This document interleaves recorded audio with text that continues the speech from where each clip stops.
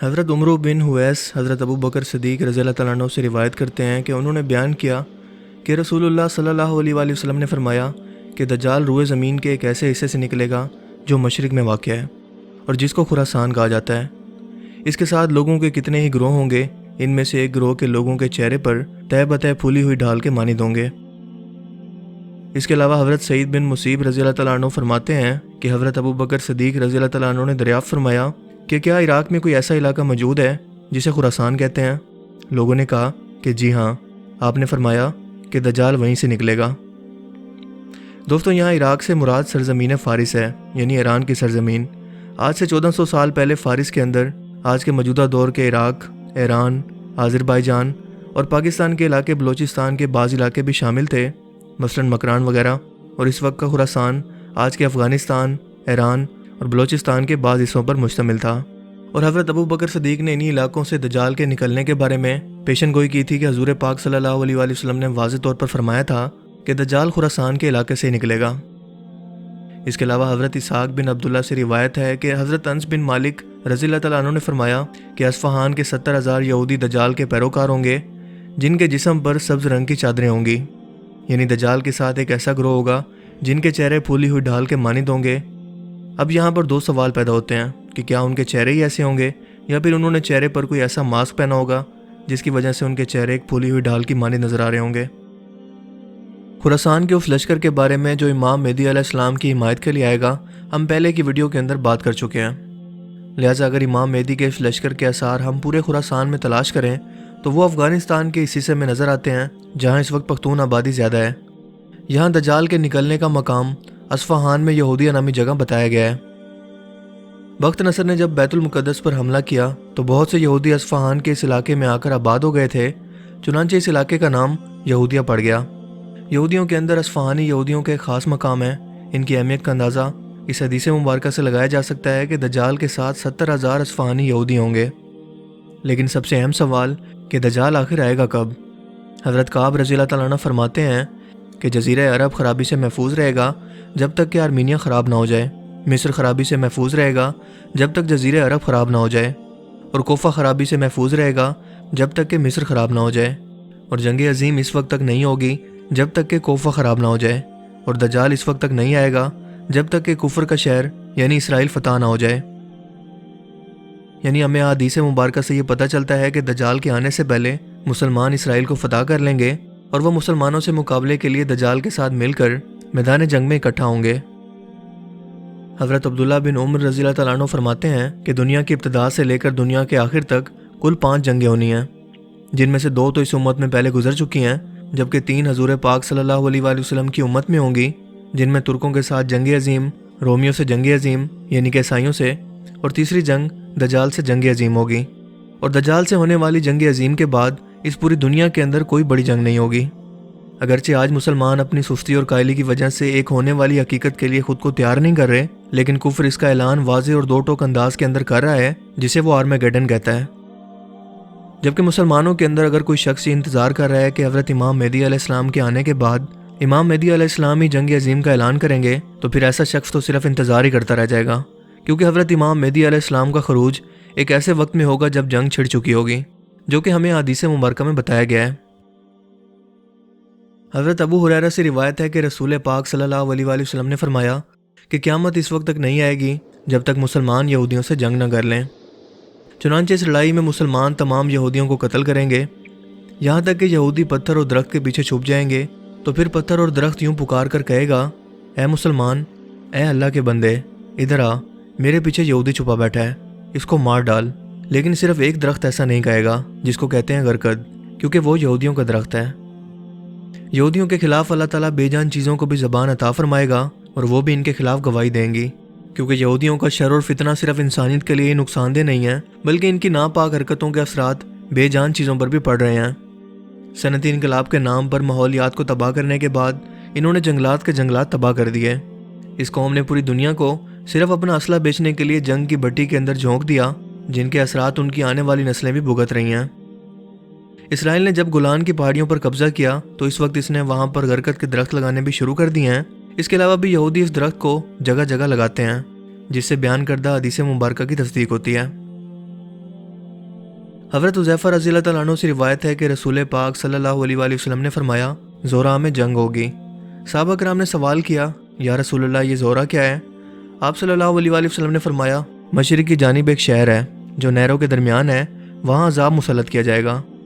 اس وقت سوڈان کے لوگ باہر نکلیں گے اور اہل عرب سے باہر آنے کا مطالبہ کریں گے، یہاں تک کہ وہ عرب یعنی بیت المقدس یا اردن پہنچ جائیں گے۔ اس دوران اچانک 360 سواروں کے ساتھ سفیانی لشکر نکلے گا، یہاں تک کہ وہ دمشق آئے گا۔ سفیانی ایک لشکر عراق بھیجے گا، جس کے نتیجے میں زورہ میں 1 لاکھ افراد قتل کر دیے جائیں گے۔ اسی دوران مشرق سے ایک سواری دابہ نکلے گی، جس کو بنی تمیم کا ایک شعیب بن صالح نام کا شخص چلا رہا ہوگا۔ چنانچہ یہ شخص سفیانی کے لشکر سے کوفہ کے قیدیوں کو چھڑائے گا اور سفیانی کی فوج کو قتل کرے گا۔ سفیانی کے لشکر کا ایک دستہ مدینے کی جانب نکلے گا اور وہاں 3 دن تک لوٹ مار کرے گا۔ اس کے بعد یہ لشکر مکہ کی جانب چلے گا، اور جب یہ مکہ کی جانب بڑھ رہا ہوگا تو اللہ تعالیٰ جبرائیل علیہ السلام کو زمین پر بھیجیں گے اور فرمائیں گے اے جبرائیل ان کو عذاب دو۔ چنانچہ حضرت جبرائیل علیہ السلام اپنے پیر سے ایک ٹھوکر ماریں گے، جس کے نتیجے میں اللہ تعالیٰ اس لشکر کو زمین میں دھنسا دے گا، سوائے 2 آدمیوں کے اس لشکر میں سے کوئی بھی نہیں بچے گا۔ یہ دونوں سفیانی کے پاس واپس آئیں گے اور لشکر کے دھنسنے کی خبر سنائیں گے، لیکن وہ یہ خبر سن کر گھبرائے گا نہیں۔ اس کے بعد جب قریش قسطنطنیہ کی جانب آگے بڑھیں گے تو سفیانی فوج کا سربراہ عیسائیوں کے سردار کو یہ پیغام بھیجے گا کہ مسلمانوں کو میری طرف بڑے میدان میں بھیج دو۔ وہ ایسا ہی کرے گا۔ سفیانی جب محراب پر بیٹھا ہوگا تو عورت اس کی ران کے پاس آ کر بیٹھ جائے گی۔ اسی دوران ایک مسلمان کھڑا ہوگا اور کہے گا تم ہلاک ہو، تم ایمان لانے کے بعد اللہ کے ساتھ کفر کرتے ہو، یہ تو جائز نہیں ہے۔ سفیانی اس پر غصہ ہوگا اور مسجد دمشق میں ہی اس مسلمان کی گردن اڑا دے گا۔ وہ ہر اس شخص کو قتل کرے گا جو اس کی کسی بھی بات سے اختلاف کرے۔ یہ واقعات حضرت امام مہدی کے ظہور سے پہلے ہوں گے، لیکن اس کے بعد آسمان سے آواز لگانے والا آواز لگائے گا اے لوگو، اللہ تعالیٰ نے جابر لوگوں، منافقوں، ان کے اتحادیوں اور ہم نواؤں کا وقت ختم کر دیا ہے اور تمہارے اوپر محمد کی امت کے بہترین شخص کو امیر مقرر کیا ہے، لہٰذا مکہ پہنچ کر اس کے ساتھ شامل ہو جاؤ۔ وہ مہدی علیہ السلام ہے، ان کا نام احمد بن عبداللہ ہے۔ لہٰذا امام مہدی علیہ السلام کا ظہور ہوگا اور وہ اپنے ساتھ ایمان والوں کو لے کر روانہ ہوں گے۔ وہ سب سے پہلے دمشق پہنچیں گے، پھر اللہ تعالیٰ ان کی طرف ایک رومی کو یعنی ایک عیسائی کو بھیجیں گے جو کہ ہرقل یعنی آپ صلی اللہ علیہ وآلہ وسلم کے دور کے اندر جو روم کا بادشاہ تھا اس کی 5ویں نسل سے ہوگا۔ اس کا نام تبارہ ہوگا۔ یہ شخص بڑا جنگجو ہوگا۔ مسلمان اس سے 7 سال کے لیے صلح کر لیں گے، لیکن یہ شخص صلح کا معاہدہ پہلے ہی توڑ دے گا، لہٰذا مسلمان اس سے جنگ کریں گے اور اس کے علاقے کو فتح کرنے کے بعد مال غنیمت حاصل کریں گے۔ لیکن اس کے بعد کے واقعات کا ذکر ہے کہ عیسائی مسلمانوں کے ساتھ دھوکہ کریں گے اور مسلمانوں کی ایک بہت بڑی جماعت اس دھوکے کے نتیجے میں ختم ہو جائے گی۔ اس کے بعد تقریباً 9 مہینے کا وقت، جس کو عورت کی مدت حمل کے برابر کا وقت کہا گیا ہے، مسلمان دوبارہ تیاری کریں گے اور ان کفار کے خلاف اکٹھا ہوں گے جو کل 8 جھنڈوں کے نیچے ایک اپنا بہت بڑا گڑھ جوڑ بنا کر مسلمانوں کے مقابلے کے لیے آئیں گے۔ مسلمان قسطنطنیہ میں داخل ہو جائیں گے، اس کے بعد روم کو فتح کریں گے یعنی عیسائیوں پر غلبہ حاصل کریں گے۔ ان جنگوں کے بارے میں بیان ہوتا ہے کہ مسلمان یہاں پر 4 لاکھ کافروں کو قتل کریں گے۔ مسلمان اس وقت سونے اور جواہرات کا بڑا خزانہ نکال رہے ہوں گے اور وہ دارالبلات میں موجود ہوں گے، جسے آج کے دور کے اندر آپ وائٹ ہاؤس کہہ سکتے ہیں۔ اللہ کے رسول سے پوچھا گیا کہ یہ دارالبلات کیا ہے؟ آپ صلی اللہ علیہ وآلہ وسلم نے فرمایا بادشاہ کا محل۔ تم وہاں پر 1 سال تک رہو گے، وہاں مسجد تعمیر کرو گے، پھر اس کے بعد وہاں سے سفر شروع کرو گے اور ایک ایسے شہر میں آؤ گے جس کو قدماریہ کہتے ہیں۔ تم ابھی خزانے تقسیم کر رہے ہوگے کہ ابھی اعلان ہوگا کہ دجال نے تمہاری غیر موجودگی کے اندر تمہارے گھروں میں حملہ کر دیا ہے، لیکن یہ خبر جھوٹی ہوگی۔ لیکن یہ خبر سن کر تم مکہ کے مقام پر، جو کہ حیفا کے قریب اسرائیل کا شہر ہے، وہاں سے 1000 کشتیوں میں سوار ہو کر اردن سے گزرو گے۔ تمہارے 4 لشکر ہوں گے، ایک مشرق والوں کا، دوسرا مغرب والوں کا، تیسرا شام والوں کا اور چوتھا اہل حجاز کا، یعنی تم متحد ہو چکے ہوگے، بالکل ایسے ہی جیسے ایک ہی باپ کی اولاد ہو۔ اللہ تعالیٰ تمہارے اندر سے کینہ اور بغض کو ختم کر دے گا، لہٰذا تم جہازوں میں سوار ہو کر عکا سے روم کی جانب روانہ ہوگے۔ ہوا تمہارے تابع کر دی جائے گی، بالکل ایسے ہی جیسے حضرت سلیمان علیہ السلام کے تابع تھی۔ تم فوراً سے پہلے روم پہنچ جاؤ گے۔ جب تم روم کے شہر کے باہر قیام کرو گے تو رومیوں کا یعنی عیسائیوں کا ایک بہت بڑا راہب جو صاحب کتاب ہوگا، جو آج کے دور کے اندر غالباً ویٹیکن شہر کا پوپ ہوگا، تمہارے پاس آئے گا اور پوچھے گا تمہارا امیر کہاں ہے؟ ان کو مسلمانوں کے امیر سے ملوایا جائے گا۔ چنانچہ وہ راہب ان کے پاس بیٹھ جائے گا اور ان سے اللہ تعالیٰ کی صفت، فرشتوں کی صفت، جنت اور جہنم کی صفت، حضرت آدم علیہ السلام اور انبیاء کرام کی صفت کے بارے میں سوال کرتے ہوئے حضرت موسیٰ علیہ السلام اور حضرت عیسیٰ علیہ السلام کے سلسلے تک پہنچ جائے گا، اور جب مسلمانوں کے امیر اس کے تمام سوالوں کے تسلی بخش جواب دے دیں گے تو وہ کہے گا کہ میں گواہی دیتا ہوں کہ تمہارا مسلمانوں کا دین اللہ اور نبیوں والا دین ہے، اور اللہ تعالیٰ اس دین کے علاوہ کسی دین سے راضی نہیں ہے۔ یہ سن کر راہب کچھ دیر کے لیے سجدے میں گر جائے گا، اس کے بعد کہے گا اس کے علاوہ میرا کوئی دین نہیں ہے۔ یہ وہی دین ہے جو موسیٰ علیہ السلام کا تھا، اور یہی وہ دین ہے جو عیسیٰ علیہ السلام پر اتارا گیا۔ اس کے بارے میں ہماری انجیل مقدس میں بھی درج ہے، اور ہمارے نبی محمد صلی اللہ علیہ وآلہ وسلم کے بارے میں بھی کہ وہ سرخ اونٹنی والے ہوں گے۔ تم لوگ اس شہر روم کے مالک ہو، سو مجھے اجازت دو کہ میں اپنے لوگوں کے پاس جاؤں اور ان لوگوں کو اس جنگ سے پہلے اسلام کی دعوت دوں۔ اور ظاہر ہے کہ اگر وہ انکار کریں گے تو ان پر ایک بہت بڑی جنگ مسلط ہوگی اور عذاب نازل ہوگا۔ چنانچہ یہ راہب شہر کے اندر جائے گا اور شہر کے مرکزی دروازے پر پہنچ کر آواز لگائے گا، اے روم والو، تمہارے پاس اسماعیل ابن ابراہیم کی اولاد ہی ہے جس کا ذکر تورات اور انجیل میں موجود ہے۔ یہ وہی اولاد ہے جن کا نبی سرخ اونٹنی والا تھا، لہٰذا ان کی دعوت پر لبیک کہو اور ان کی اطاعت کر لو۔ راہب کے یہ الفاظ سن کر شہر والے غصے میں آ جائیں گے، اس راہب کی طرف دوڑیں گے اور اس کو قتل کر دیں گے۔ اللہ تعالیٰ اس کے فوراً بعد آسمان سے ایسی آگ بھیجے گا جو لوہے کے ستون کی مانند ہوگی، یہاں تک کہ یہ پورا شہر جل کر راکھ ہو جائے گا۔ مسلمانوں کے امیر المومنین کھڑے ہوں گے اور کہیں گے، لوگوں اس راہب کو شہید کر دیا گیا ہے۔ یہاں پر بہت بڑی جنگ ہوگی اور مسلمان 6 لاکھ کافروں کو قتل کریں گے۔ وہاں سے بیت المقدس کے زیورات اور تابوت نکالیں گے، تابوت سکینہ کو۔